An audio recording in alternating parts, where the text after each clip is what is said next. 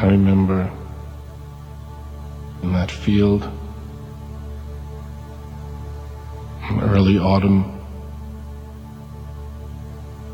the wind was blowing through the trees. What a wonderful sound that made.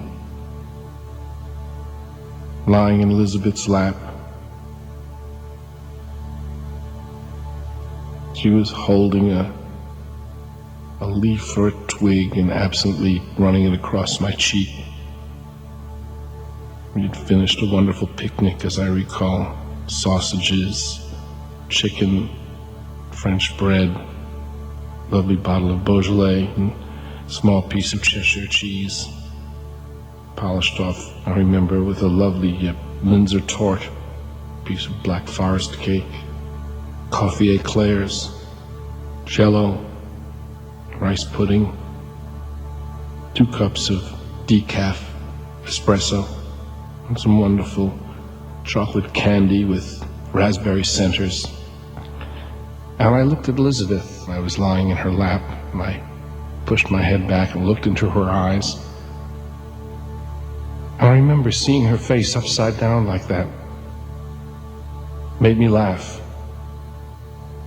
Then if I recall, I was seized by a sudden fit of coughing, which led to my suddenly and copiously vomiting all over the tablecloth and the wicker basket. And as she wiped my mouth with a napkin and cleaned up, she sang softly to me. I remember it was a sort of a tuneless, absent kind of melody that one usually sings when one is alone. She was not embarrassed, even though she knew that her voice was unpleasant. But of course, no matter how beautiful the moment was, the thought of her brother and that horrible mangled hand and that strange lisp he always had, and the strange way he had of breaking an egg, even though I knew that Heinrich was hundreds of miles away and under heavy sedation. It was still hard to wipe away the memory of that last meal he'd eaten. The way in which he had suddenly stood up and recited the Magna Carta and then collapsed in a fit of weeping. And I couldn't help but think that Heinrich had staged the entire scene. But why? He had everything a man could want. His paintings were selling. The new cottage was almost completed. The dairy farm was going well. And yet a sense of gloom and terror hung over the entire countryside during those days. And Heinrich seemed too filled with good cheer, too expressive for someone as phlegmatic and surreptitious and deceitful as he turned out to be. And at that moment, I wanted to take Elizabeth in my arms and blot out the memory of her brother forever, so that it could just be Elizabeth and myself in the meadow. But I couldn't do it. I remember lying there, paralyzed, looking at the little picture of Heinrich that she always wore around her neck. A picture of Heinrich as a child, hanging by one arm from a tree limb, making a ghastly face like a diseased monkey. And every time during those days I would ask her about her brother, she would lower her eyes, turn away, and her foot would start to tremble.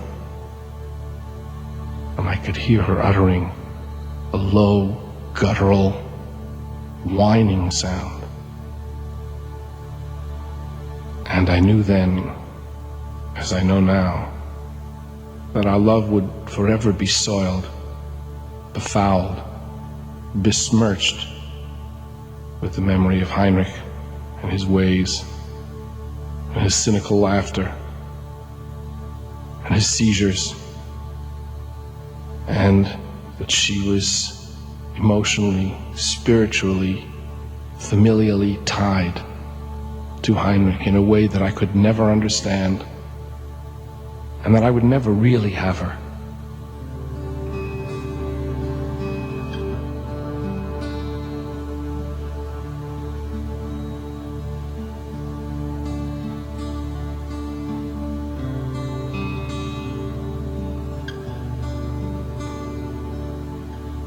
And I remembered Professor Strong and that day in class when he made me dress up as a woman and wear that strange blonde wig and the crimson dirndl and the crepe apron and the wooden shoes,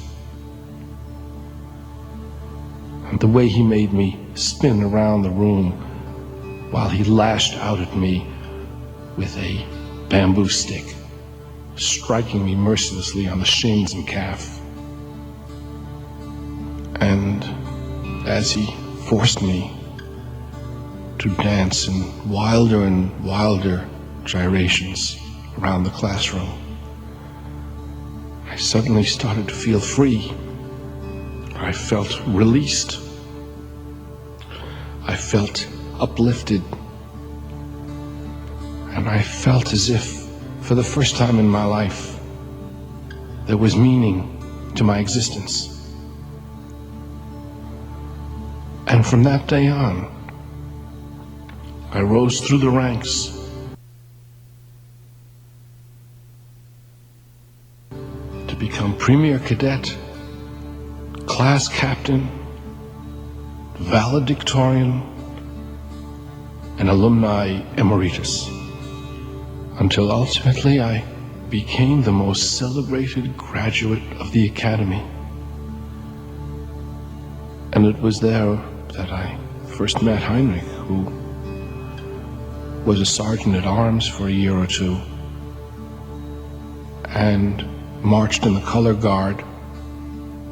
And although he tried his best there, was ultimately expelled for academic incompetence and left the academy under a terrible cloud.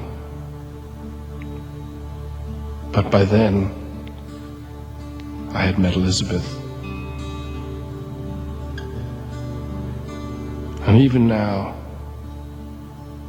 whenever the afternoon sun shines through the autumn foliage, it's hard for me not to remember that wonderful autumn with Elizabeth and that picture of Heinrich and that locket that she always wore around her neck.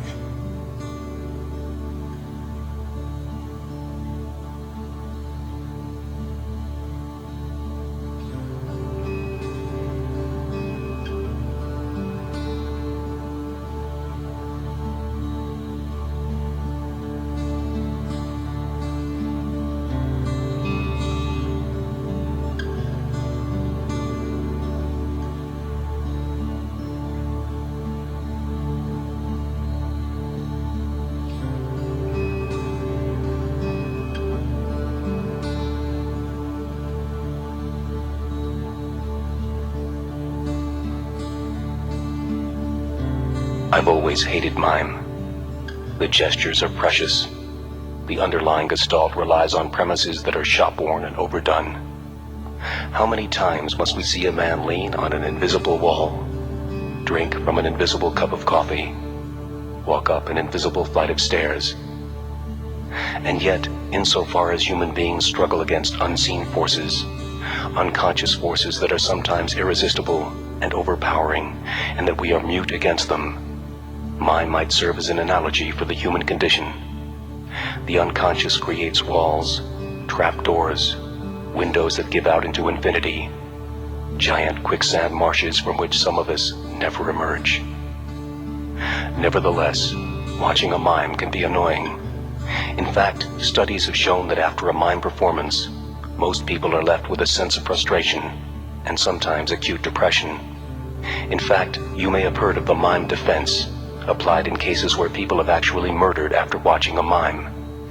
It's a legal defense based on Feynman versus the state of Minnesota, in which Leonard Feynman, after seeing 2 mime performances in a row, went home and killed his entire family with an axe.